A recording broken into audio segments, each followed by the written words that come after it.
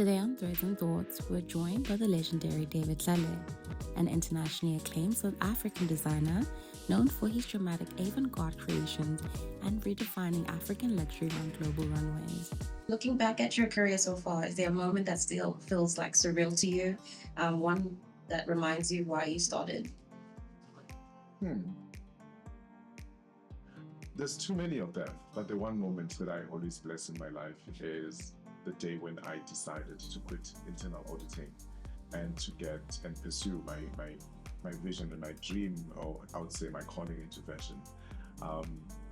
Winning the New Talent in 2003, joining AFI in 2007 from its inception days, and showcasing during Paris Fashion Week in 2007 with the assistance of Dr. Precious Motsebe, and showcasing at New York Fashion Week from 2009, 2012 until 2017. Those moments are like plenty of them, and I think I always say it's one opportunity that, or it's not even opportunity, it's that first step of faith, of saying I'm going to do this, and then opportunity lands itself at your doorstep. Wow, what an amazing journey. And now you're embarking on one of, I'm sure, the most amazing journeys as well, that's upcoming with the Met Gala, and I'm sure you're excited about that. So what can we expect from your Met Gala look, especially with the theme Black Dandy in mind? I think with our theme, with the theme, the Black Dandy is just reflecting on my personal journey, and also where I grew up in Foster's, influences that I had, because we had, I don't think then they were called dandies, but they were called swankers. But when you reflect, it's actually the Black Dandy, how men and women actually put themselves together. And I think to look forward to, in terms of our look, is the evolution and understanding of what the brand David Tlale stands for, and how we reinterpret the Black Dandy onto, I would say, the theme, and also the presentation, and also a few surprises that may come. I think it's a beautiful journey, and also I think it's about time that the world actually pays attention to what happens out in Africa. Wow, I love that. And talking about your collection and what you'll be showcasing, how are you interpreting the Black Dandy aesthetic through your design vision? I think it's a statement of boldness, and dandyism has gone past all these new age, I would say, words of acronyms, and it's all about beauty, and even gender identification or anything. We as Africans, we have always been that, which is one of the new words, being very fluid with our dress code. When you look at the Zulu tribes, how the men wear amabeshu, and with beautiful bodies adorned, and same applies with women. Moving fast forward into Botswana, you look at amaXhosa, how they wear kilts and with beautiful trims and adornment on their kilts. You look at Amandebele, how they just put themselves together. So we have so much to do and to tell. Our story goes a long way, and what we are saying is we fuse a lot of aesthetics, we fuse a lot of culture, we fuse a lot of diversity. But more than anything else, as the brand David Tlale, we pride ourselves with craftsmanship. And I believe the time has come that the world embraces and actually, I would say, celebrate what we have to offer as a brand. Not only us, but as fashion that comes from Africa, as fashion that is made out in South Africa. It's about time that we get to that point whereby we just shift the mentality to say, because it's from South Africa, it's actually good. So you are one of the designers that have inspired me in my journey as well, and being inspired with fashion, loving what you do with your different looks. How do you see South African fashion making its mark on global red carpets like the Met Gala? I think by communicating who we are and what we stand for, it's not a matter of entitlement. I think it's just a moment of us being able to be viewed as part of the international fashion world or fashion community, and I know this for sure, that the world is not ready what's yet to come out of Africa. what's yet to come out of South Africa, because we have gone through so much.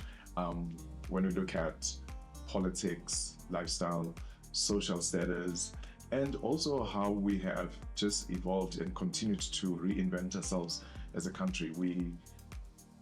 We stand boldly without any of being apologetic of who we are, and we stand boldly with our flaws, and we stand boldly with what we stand for as a nation.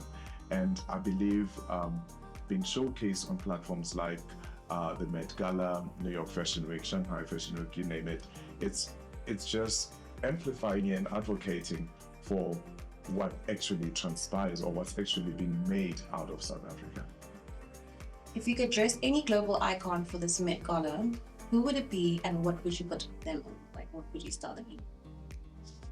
If I would dress anyone in the Met Gala, my always number one person that I'd love to dress is Lenny Kravitz. That's a good one. And I feel like he's the dandiest of the dandy, because he has managed to kill the stereotypes and just go beyond borders, and also still kept his masculinity over the years. And I feel like even our signature as David Tlale gravitates towards what he stands for, or what he epitomizes as a fashion icon. But fashion is deeply emotional. Is there a piece or collection you've designed that felt especially personal to you? Sure, there's quite a lot of collections. I mean, we produce about 3-4 collections every year. But the one most outstanding collection was, I think it was 2017, when we were celebrating the Nelson Mandela centenary, 100 years, and we showcased at African Fashion International, and we called that collection an Azania collection. The Azania collection is a journey of celebrating iconic politicians, celebrating iconic parents, moms, dads, and people that we know around us that has actually fought for our freedom and democracy, from the likes of Nelson Mandela, Mama Winnie Mandela, Adelaide Tambo, Thabo Mbeki, Steve Biko, Chris Hani, all those people that played a major role. Not forgetting the likes of F.W. de Klerk and many other people. So this collection was quite iconic, still stands the test of time, still sells until today, because it reminds us of where we come from as a brand, where we come from as a nation, and what we stand for. And also because it's a very informative and very educational collection, because everywhere we take this collection in the world, people are like, how did you come up with this? Because it just reignites and just like makes people think and also embrace our journey as Black people, or as Africans. Yeah, it seems like there was a lot of thought put into it and a lot of passion. I mean, having that specific theme. Mm-hmm. I think more than anything is the emotion, because it touches many points. It touches, reminds us of slavery, oppression, and then also takes us on a journey of being free, celebrating our freedom. I mean, a few days ago we're celebrating Freedom Day, reminding us of how far we have come as a nation. And because of that, we are able to now communicate who we are, what we stand for. We are able to get into spaces that we were not able to get into, and now using fashion as a medium. What do you hope the audience, both here and globally, take away from your Met Gala, Reza? We want to tell the world that we have so much more to offer to the fashion community at large, because we are going to work on this as we work on this platform of the Met Gala and also the International Fashion Showcasing. Is we gotta make sure that we cement our space, and solidify what we stand for. And I think with the opportunity that Dr. Precious, African Fashion International is offering, the world will experience the beauty that comes from South Africa. I believe that as well. And with that being said, Thank you for tuning into today's episode. Make sure to subscribe to our YouTube or Spotify pages and sign up at shop.africanfashioninternational.com so you don't miss out on exclusive updates and offers. Don't forget to visit the House of Nala at the one and only Cape Town and Sandton City for your signature look.